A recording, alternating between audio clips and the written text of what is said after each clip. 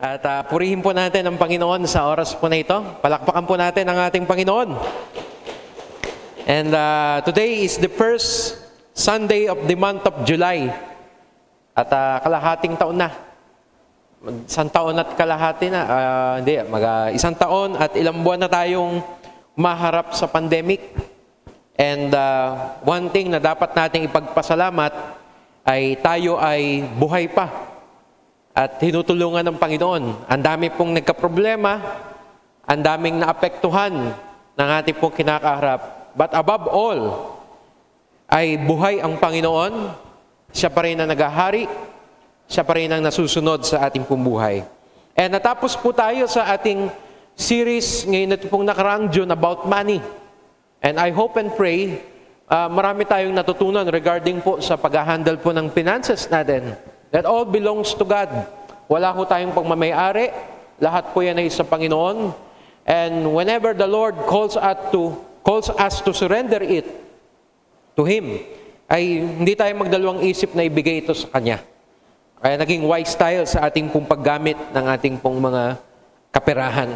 And today, ay another series ang i-open natin. It's about the book of 1 John. So yung nasa dulo ng Bible natin. Pero ngayong Sunday lang natin ito pag-uusapan kasi next week ay may bago tayong topic din since kahapon po ay napag-usapan natin yung patungkol po sa Board of Elders, yung pong nalalapit po nating church election. So mag-giveaway tayo para pag-usapan natin next week yung patungkol po sa leadership. Hindi na natin na bago ngayon kasi nakahanda na yung sermon ko kahapon nung ating pong na-approve po ito. So, maganda ito dahil papasok pa rin naman dun sa ating pong gustong mahit for this month of July. It's about leadership. Pero ngayon po, ang title po ng message po natin is The Life of Having the Life. Yan, medyo isipin, ang buhay ng pagkakaroon ng tamang buhay. So, dito, pinag-uusapan natin yung word na life, walang iba yan kundi si Jesus. So, dito sa beginning ng 1 John, pag-uusapan natin, ano ba ang buhay ng isang taong nasa Panginoon? Nasa tamang buhay. May ilang ulit nating narinig na sinabi ni Jesus that I am the resurrection and the life. I am the way, the truth, and the life. I am the bread of life. So, ibig sabihin, tinutukoy niya dito, siya yung buhay. Kaya nung isinulat ito ni John, binanggit niya na ito dapat ang buhay na merong buhay. At sino po yung buhay? Si Jesus. Apart from Christ, apart from Jesus, walang ibang buhay. Actually, ito pong sulat ni John, ito pong kanyang letter na ito, walang naki-indicate na siya talaga ang sumulat. But based on the structure nung kanya pong pagkakasulat, yung intro pa lang niya dito sa kanyang mga salita na ito, na nangangahulugan na siya talaga ito. Actually, sa seminary, sa Bible school, ang 1 John po ang isa po sa talagang tinututukan ng ating pong mga estudyante po doon when it comes to New Testament language.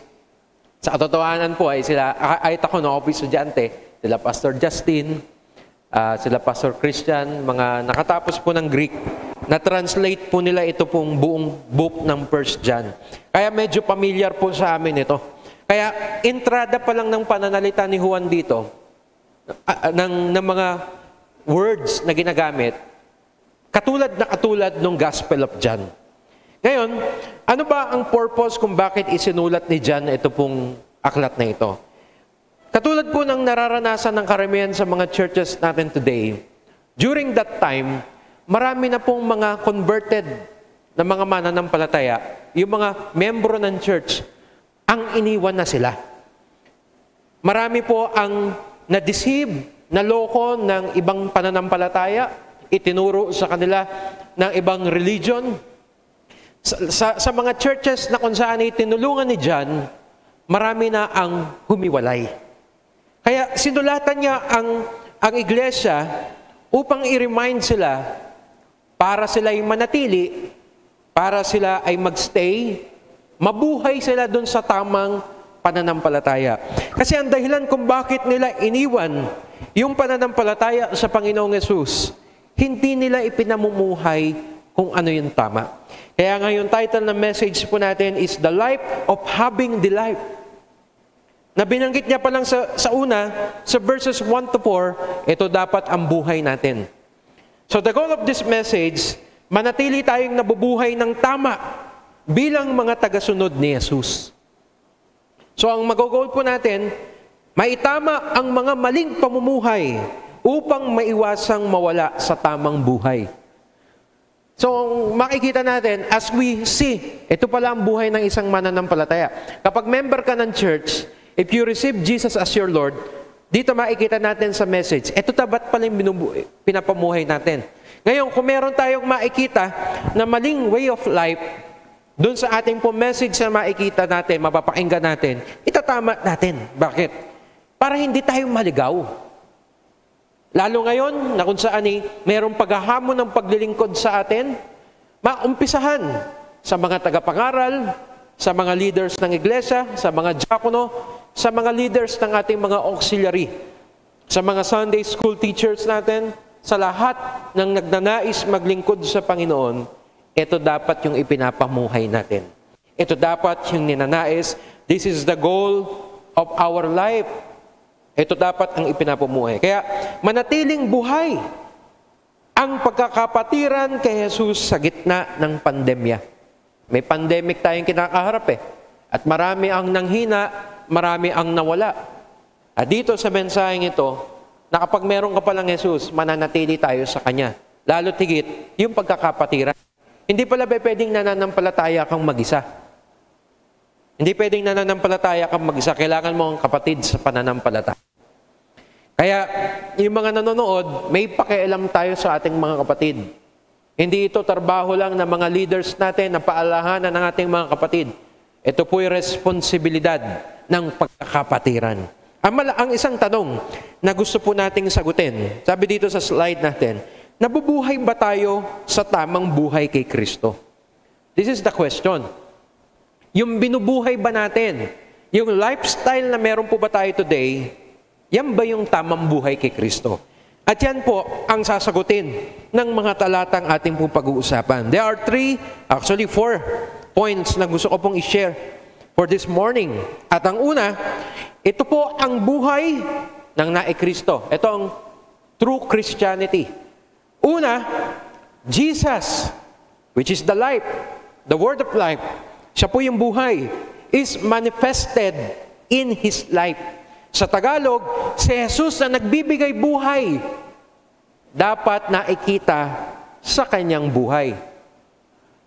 It should be clear, seen, na kapag tumingin ka sa isang tao, hindi mo nakikita yung physical appearance, but you see the character of Christ. Basahin natin ang sabi ni Juan. Sa verses 1 and 2, sabi niya, sumusulat kami sa inyo tungkol sa Kanya na sa simula pa, siya na. Sa English, that which was from the beginning. Balikan natin, talagang siya nagsulat nito kasi yung John chapter 1, in the beginning was the Word. Ito, sumulat kami sa inyo, yung pasimula pa. So si Jesus, dinedeclare niya dito, sa simula pa nandun na siya. Ang salitang nagbibigay buhay, the Word. Ang description ng Gospel of John kay Jesus, the Word. Kahapon, pinag-uusapan namin sa Sunday School, yung salitang Word. Sa Hebrew, yun yung salita, the commands. Yun yung buhay, si Jesus. Siya'y aming narinig, nakita, napagmasdan at nahawakan. The senses, narinig, nakita, napagmasdan, nahawakan. Nahayag ang buhay nito at nakita namin siya at pinatotohanan namin at ipinapangaral sa inyo ang buhay na walang hanggan na kasama ng Ama. Nahayag siya sa amin. Manifested.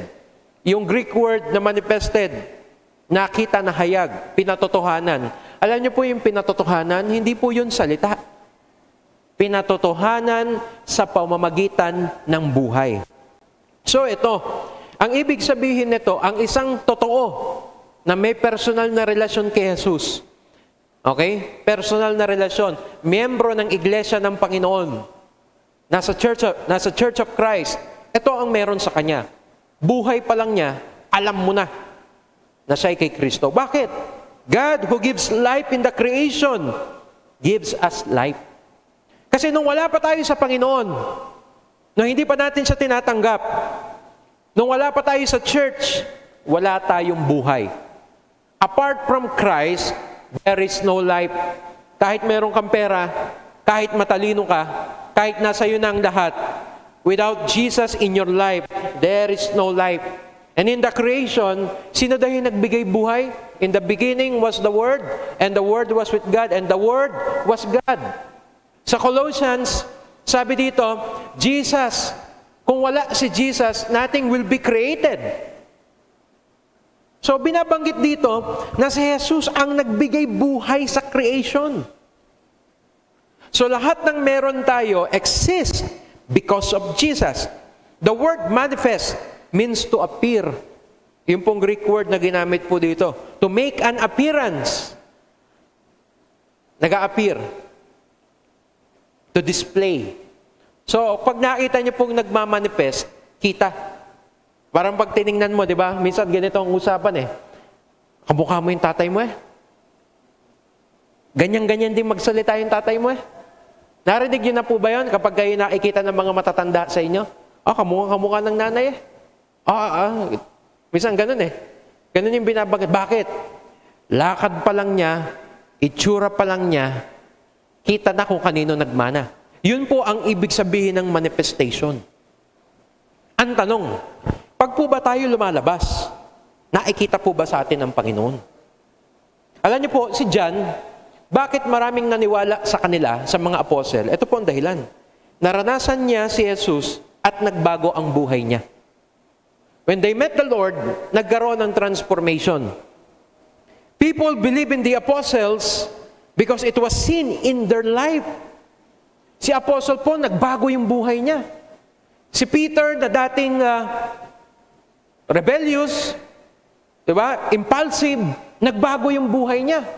Sila Thomas, and even the Apostle John, nagbago yung buhay nila. Kaya, kapag nangangaral sila, bakit naniniwala? Hindi dahil sa matalino sila. Hindi sila matalino. Mga mangingisda lang sila. Maraming tao ang naniwala sa kanila because there is something with their life. Ang totoong buhay kay Kristo, nakikita si Kristo sa buhay niya. Pag po ba lumalabas tayo, nakikita po ba si Kristo? Ang tunay na mananampalataya, hindi humabait kapag linggo lang. Mabait din siya, nakikita ang pagiging Kristiyano niya, kung paano niya kinakausap ang asawa niya, kung paano niya tinatrato ang mga anak niya, kung paano siya nagdidesisyon when it comes to money, kung paano ang ugali niya pagdating sa pagdadrive, kung paano niya hinaharap yung problema, doon makikita ang totoong isang mananampalataya. Hindi po nakikita sa pagiging mananampalataya, bagamat importante na tayo sumisimba, pero hindi po natatapos doon ang pagiging isang Kristiyano.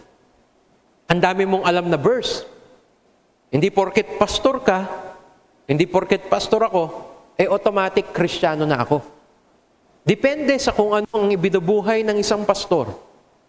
Depende sa kung ano ang ipinapamuhay ng isang elder, ng isang diakono, ng isang tagapagturo, ng isang kapatiran. Doon lang makikita kung Kristiyano siya. It's not about the appearance, but it's the life of having the life.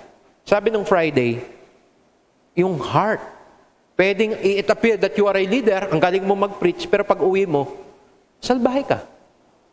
It's about what manifests in your life. Ang mga tao naniwala, it is all because of their life. Kaya sa mga nagnanais maglingkod sa Panginoon, we are encouraging you. Iba kasi sasabihin, ayoko maglingkod sa Panginoon kasi may kasalanan ako. May maling akong buhay. Di ba dapat hindi ganun ang pananaw? Dapat baguhin ko ang aking buhay dahil nais kong maglingkod sa Panginoon. At ito ang tama. Hindi ka magbabagong buhay kasi meron kang gustong hingin sa Panginoon. Kundi nagiging mananampalataya tayo kasi binago natin ang Panginoon.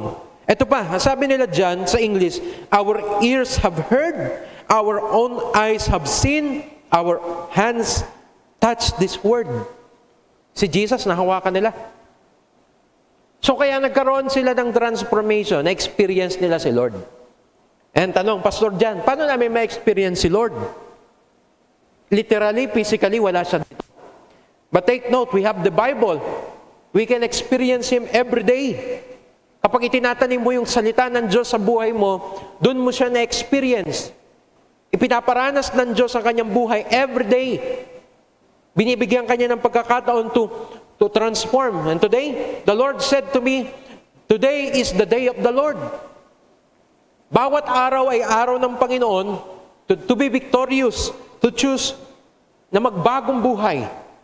Kaya hindi, ito, sabi nga, paano magmamanifest si Christ? Ito, hindi pwedeng magbunga sa'yo ang hindi nakatanim sa'yo. Malaging sinasabi ng Bible na ang pagiging Kristiyano ay katulad ng pagbubunga, pagtatanim. So sa mga nagsasaka, hindi ka pwedeng magbunga ng isang bagay na hindi mo itinanim. Pwede ba nga itinanim mo ay bayabas tapos ang magbubunga, mangga? Hindi. Kung ano ang itinanim mo, yun ang magbubunga sa'yo. At makailang ulit na binabanggit ng salita ng Diyos na kailangan nating basahin ang salita ng Diyos. At kapag natanim siya, yun ang magbubunga sa'yo. So how can we experience the Lord Jesus? Ito, spend time in reading God's Word. Spend time in listening to God. Baka meron sa atin habang nagsisermon ako ngayon, nagpe-Facebook ka rin. So ngayon, i-expect mo, Lord, hindi naman nagbabago yung buhay ko eh. Paano magbabago? Hindi ka namang nagdi-devotion. Gusto mo maalis yung pagiging magagalitin mo. Lagi kang Lord, pwede bang baguhin mo? Tulungan niyo po ako na magkaroon ako ng mahabang pasensya. Sana po bumait na po ako sa aking magulang. Sana po maintindihan ko na po yung mga tao. Sana po hindi na po ako gumawa ng mali. Hindi ka naman nagbabasa ng Bible. Paano magkakaroon ng bunga? Gusto nating magbunga, pero wala naman tayong itinatanim. Nakikita sa buhay natin kung ano yung ating pong itinanim. So a true follower of Christ is never busy to read his or her Bible. Isa kasi sasabihin, Pastor, basado akong busy sa trabaho. Ang totoong Kristiyano, kung totoo kang Kristiyano, hindi ka busy. Hindi ka busy para hindi ka magbasa ng Bible. You're not too sad to read the Bible. Iba sabihin, malungkot po ako eh. Hindi ka din sobrang saya para hindi ka magbasa ng Bible. You're not too broken not to read the Bible. You're not too blessed not to read the Bible. There is no excuse bakit hindi ka magbabasa ng Bible. Sabi mo, malungkot ka, busy ka, pastor ka, nagmi-ministry ka, leader ka, tapos hindi ka magbabasa ng Bible. Ito lang po yung gusto ipunto ni John. Nagbago sila because they experienced Jesus every day. Kung hindi natin ma-experience yung pagiging isang Kristiyano, hindi tayo nagbabasa ng salita ng Diyos, hindi magbabago. So that is the first thing. Ang isang totoong Kristiyano nagmamanifest. By reading God's Word, unti-unting magbubunga yun. Bumabait yung mga taong nagbabasa ng salita ng Diyos. Number 2, sabi ni John, ito din ang ugali ng isang mananampalataya. Para hindi kayo mawala sa Panginoon, magbasa ka ng Bible, magbagong buhay ka. Second, ito ang hindi dapat nawawala sa atin. He is proclaiming about the life. Ang isang uri ng pamumuhay ng isang mananampalataya, ito po, hindi lang po siya umuupo tuwing Sunday. Hindi lang siya pumupunta sa church, pumupunta sa fellowship. Ang isang patunay ng isang taong na kay Kristo, he is proclaiming about the life. Hindi po trabaho ng pastor lang yan. Hindi po trabaho lang yan ng mga elders, ng mga deacons, ng mga Sunday school teacher. It was commanded to all believers. It was commanded to all believers. Sabi ni John, ipinapahayag nga namin sa inyo ang aming nakita, narinig, upang makasama kayo sa aming pakikisa sa Ama at sa Kanyang anak na si Yesu Kristo. Pag binasa natin yung buong context, masaya siyang ipinapangaral ang salita ng Diyos. Sineshare. So this is not an obligation to preach the Word of God. Ang ipangaral ang salita ng Diyos is not an obligation. Obligasyon mo yan, pastor. Obligasyon yan ng teacher para magturo. Obligasyon yan. Hindi po. It is our joy to share the Word of God. Masaya ka kaya ipinapangaral mo ang salita ng Diyos, hindi dahil obligasyon mo. Nakuha po ninyo? Kasi kapag binasa niyo hanggang verse 4, to make our joy complete. Hindi ko kayang i-contain yung naranasan ko, ikukwento ko to sa inyo. When you experience the Lord, kapag overwhelmed ka, hindi mo makontain to. Tingnan natin. The word proclaim, the Greek word is not keruso. There are two words na ginagamit sa pag-share, sharing God's word. Una yung keruso. The keruso is to preach. Ito, ang ginagawa po namin mga pastor is to preach. That is keruso. The other word is apangelo. Ito yung ginamit dito. Proclaim, to bring news. Ibig sabihin, kinuwento mo. Apangelo yon. To announce. May sasabihin po ako sa inyo. So, hindi siya preaching to announce. May isi-share ako, umuwi ka. Yung po mahilig po mag-chismis, ganoon po yon. Yung pag-uwi mo, alam mo ba yung nangyari? That is apangelo. Ang ibig sabihin nun, to share, to announce, to proclaim. Hindi mo kailangan mag-preach. Alam niyo po, yung mga taong mahilig magkwento, hindi niya kayang pigilin. Sampun, may narinig kayo, ganun yung mga, so tabi-tabi po sa mga chismoso at chismosa. Pero ganun, di ba, pag may narinig kang chismis, kukwento ko to. I-chat mo lahat. You cannot contain it. You want to share it. Kaya lang, minsan ginagamit ito sa mali. Di ba? Yung pagsisira ng buhay ng ibang tao, pagkukwento ng buhay. Hindi. Itong sabi ni John, hindi ko kayang i-contain yung ginawa ni Lord sa akin, ikukwento ko to sa inyo. I want you to experience it. Yun po ang ibig sabihin ng to share. Kapag overwhelmed ka ni Christ, hindi pwedeng hindi mo siya i-share. Amen? Kapag hindi mo makontain yung ginawa ni Lord sa'yo, kung paano kanya binago, kung paano kanya tinulungan, paano kanya pinagaling, hindi pwedeng hindi mo ito i-share. Pag nakita mo yung katropa mo, kabatch mo, kasama mo sa trabaho, hindi pwedeng hindi mo i-share. Mabait ang Diyos sa'yo. Overwhelmed. Yun yung binabangit sa John chapter 4. Galing din kay John. Na kapag na-receive mo si Christ, overwhelming siya, yung fountain. You have just to share it to everyone. Kaya ito, kailangan daw nating sabihin, ang totoong Kristiyano, hindi lang tagapakinig, tagapagdala din ng salita ng Diyos. So, para hindi daw tayo mawala sa paglilingkod sa Panginoon, sa relasyon sa Kanya, we must always share the gospel. Ito ang malaking puntos dito. Sabi dito, kung ano ang nag-o-occupy sa'yo, yun ang sasabihin mo. Yun ang kinakwento mo. Makikita sa tao, yung priority niya, depende sa lagi niyang kinukwento. Halimbawa, bukang bibig mo lagi ay pera. Ibig sabihin, that occupies your life. Diba? Kapag ang bukang bibig mo lagi ay sasakyan, motor, that occupies your life.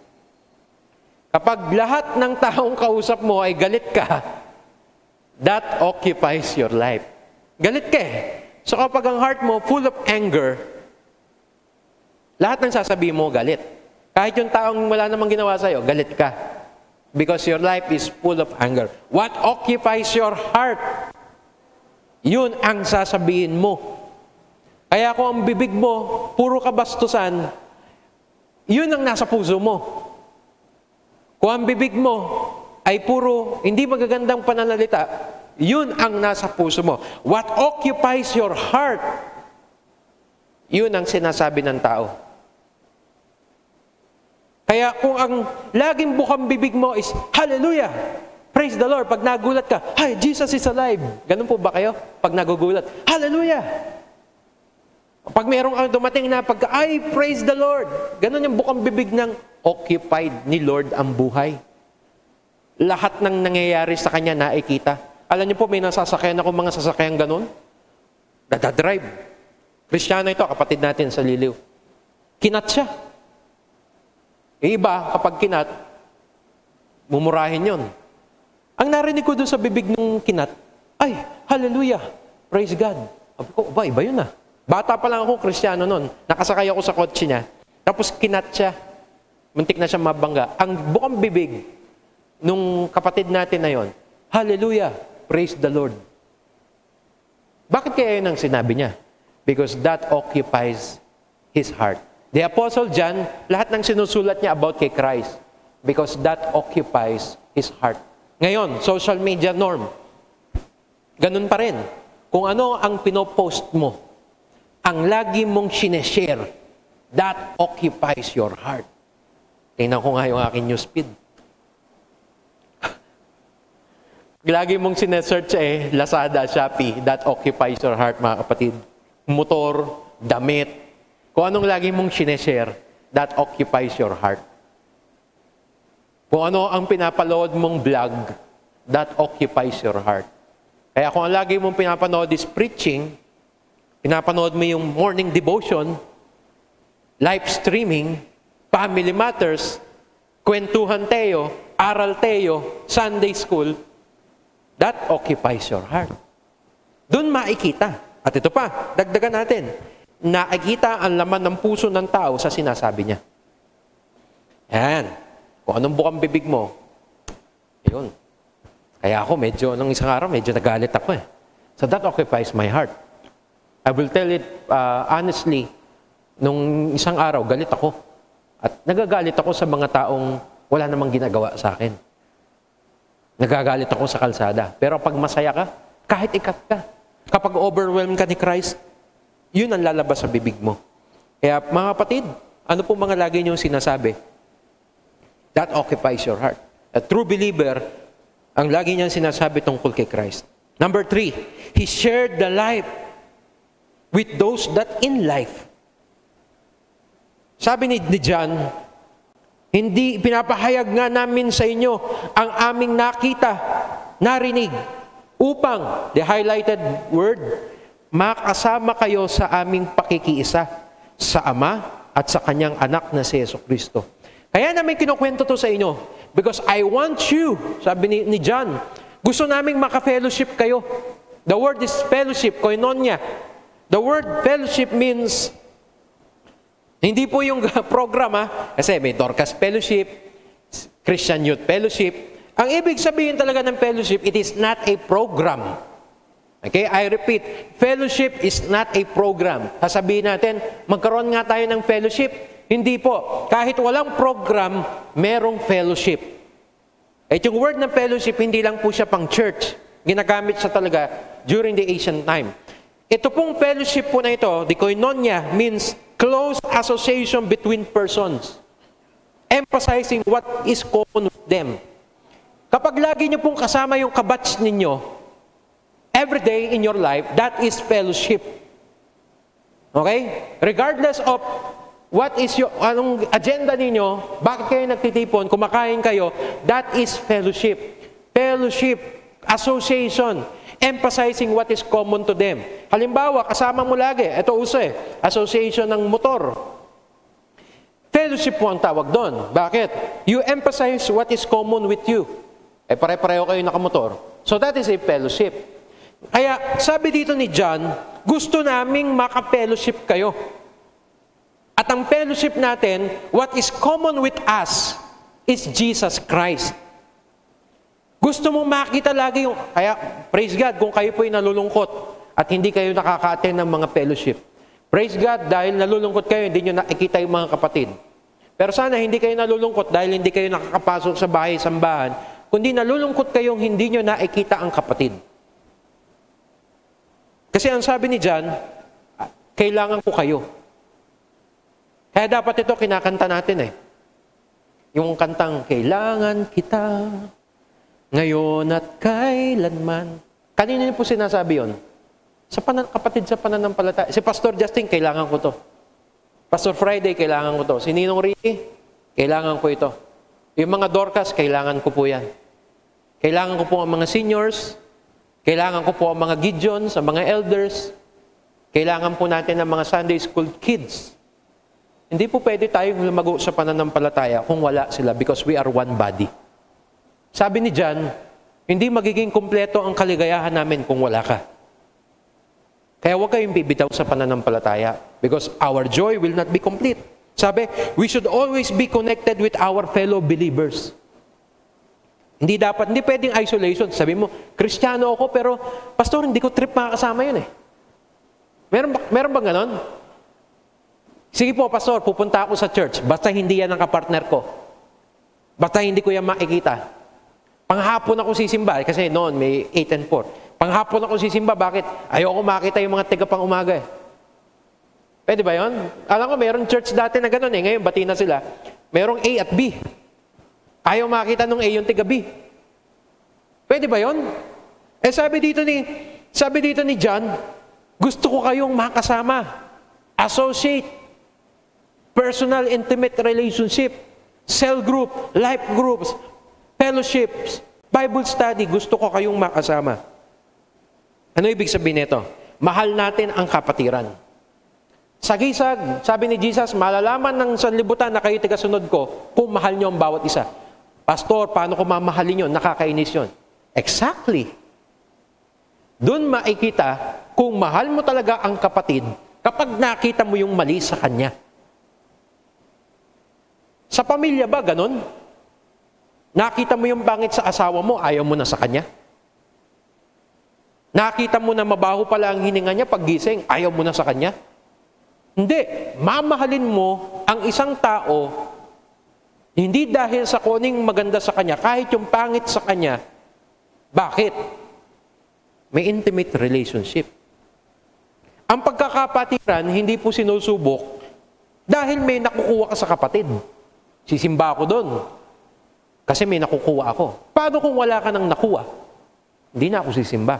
Ang tunay na pagkakapatiran, kahit nakikita mo yung pangit sa kanya, mahal mo pa rin siya. Hindi tayo suplado. Ikaw pa yung unang babatiin. Kaya wag hong suplado. Involved tayo sa mga gawain para sa mga kapatid. Sabi sa Hebrews 10:25, huwag nating kaligtaan ng pagdalo sa ating mga pagtitipon. Gaya ng nakasanayan ng iba. So ano daw nakasanayan ng iba? Huwag dumalo.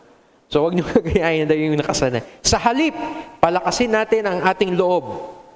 Ang loob ng isa't isa. Lalo ngayong nakikita nating malapit na ang araw ng Panginoon. Malapit nang bumalik si Christ. Huwag tayong bibitaw sa isa't isa. Mga Dorcas, accountable tayo sa mga kapwa natin Dorcas. Seniors, accountable tayo sa kapwa natin seniors. Kabataan, kapwa kabataan. But above all, we are accountable to each other. Accountable because the Lord is coming. Mayroon ka ding pagnanais na madala sila ang iba sa Panginoon. So hindi lang may share, but to bring them into fellowship. Kaya napaka-importante po yung nag-i-invite kayo. Kasi one way po yun, yung nagme-mention kayo ng names. Meron po akong gustong i-plus na picture dito. Pastor CJ, paki-plus nga. Naka-plus na. Yan. Yung mukha na yan, hindi po ako yan. So kung naka-plus na ba? Hindi po ako yan. Kamukha ko lang po yan. Malimit ako ng pagkakamalan na siya. Pero hindi po ako yan. Ako po si Pastor Jan. Yan po ay si Sam Milby. Yan. Si Sam Milby po, kung hindi niyo po siya kilala, he is not a perfect person. May mga issues sa kanya. Pero meron akong isang nakita sa kanya na ipinost ng mga Christian group. Sabi ni Rica Paralejo nung sa kanyang testimony, si Sam Milby ang nag-invite sa kanya sa isang Bible study. At doon sa Bible study na yon, doon niya nakilala ang Panginoon. Si Sam Milby din ang nag-invite kay Yeng Constantino sa isang Bible study. Ang akala ni Yeng, nililigawan siya, pero in-invite siya sa Bible study. At dahil sa pag-attend niya sa Bible study na yon, nakilala niya ang Panginoon. Siya din ang nag-invite kay Moira at sa iba pa. Si Sam Milby, hindi po siya preacher. Isa siyang true follower ni Christ. May mga mistakes siya, pero one thing ang nakita ko po sa kanya, gusto ko pong makita natin about this point. The power of invitation. Gusto niyang makasama yung mga kasama niya sa Panginoon. The power of invitation. Wag na wag kayong magsasawang mag-invite. Invite lang kayo ng invite. Ako po ay naging Kristiyano dahil 2 kaklase ko po sa high school, nakasama ko sa kalokohan, ang in-invite ako sa church. Nakakilala ko po ang Panginoon dahil in-invite nila ako. Sa isang Bible study na nilid ni Pastor Joseph. Invitation, the power of invitation. Kaya, always invite. This is the life of having the life. Last, pang-apat. Napalitan ko ba yung number? Number 3 nakalagay eh. He found joy living in the light. Ang kaligayahan niya, mabuhay sa Panginoon. Sa verse 4, isinulat namin ito upang malubos ang aming kagalakan. Ano ibig sabihin nito? Ang tunay na kaligayahan ni John is not on money, not on power, not having material things. Ang sabi ni John, kumpleto ang kaligayahan ko because of Christ. May ilang beses natin pinag-usapan yung life eh. Tingnan natin. A believer's true joy is not money, not relationship. Magiging masaya ako kapag may asawa ako, may girlfriend ako, may boyfriend ako, o kaya may kaibigan ako. No. True joy is only found in Jesus Christ. Because in Him, there is life. Kanina pa natin pinag-uusapan yung life eh. Sabi ko kanina, apart from Christ, there is no life. Alam niyo po ba ang ibig sabihin ng life? Sa English, ang salitang life is only one. But sa Greek, there are at least 2. Pero meron ako na pag-aralang isa pa eh. But at least there are 2 words about life. Una, yung salitang bios. Bios, this is the physical life, the normal life. Okay? Dito po kinuha yung biology, study of life. Binabanggit sa Bible yung bios kapag sinasabi yung buhay ng sanlibutan. Ordinary life. The life on earth. Gising ka, tatrabaho ka, kakain ka. That is bios. Normal life. Pero yung word na ginagamit kapag nagsalitang si Jesus, I am the resurrection and life, is the word Zoe. Okay? Yung Zoe TV. Diyan kinuha yung Zoe TV. Zoe. Ang ibig sabihin niyan, life possessed by God. In other translation, dictionaries, ang ibig sabihin sa kanila, in their culture, is the quality of life. Gustong-gusto ko po yung salitang to. The quality of life. The question is, what kind of life yung meron ka? Bios o Zoe? Zoe can only be found in Christ. The quality of life. Minsan sasabihin, quality niyang life ko pag ako ay nakapunta sa ganitong lugar. I will have the quality of life kapag nakapag-asawa ko. I will have the quality of life kapag meron akong material things. Paano pag tinanggal ni Lord lahat yun? May quality life pa rin ba? No? Wala na. Quality of life means having Christ whatever you do in life. It doesn't mean you have to be a pastor. It doesn't mean that kailangan mo mag-full-time sa church. It doesn't mean na wala ng quality of life dahil nasa bahay lang ako because of pandemic. Having Jesus, having the quality of life means having Christ, whatever you do in life. Nagluluto ka, you have Christ. Naglilinis ka ng sasakyan, you have Christ. Nasa call center ka, you have Christ. Nagnenegosyo ka, you have Christ. Dito sa Liliw, karamihan sa trabaho natin, naglalapat ng tsinelas, gumagawa ng tsinelas, you have Christ. Whatever you do in life is quality. Kahit anong trabaho mo, kahit anong ministry mo, quality yung buhay mo because you have Christ. Naglilinis ka ng church, quality of life because of Jesus. Whatever you do in life. Diba? Kung man yung taga-edit ng video, taga-edit ka ng picture. Nung araw, ang kauna-unahan ko pong ministry sa church, taga-bili ng juice. And I have joy in that. Hindi ko po pinagyayabang, but I am so grateful to the Lord. Masaya po ako, no? Ako po'y kabataan pa lang, binibili ko po ng juice yung mga Sunday school student. That is my first ministry. Assistant sa Sunday school. Masaya akong binibili sila. Pag may mga CYF, masaya akong pinagluluto sila. Whatever you do, as long as you have Christ, Christ is the priority, you have joy. Okay? So find joy.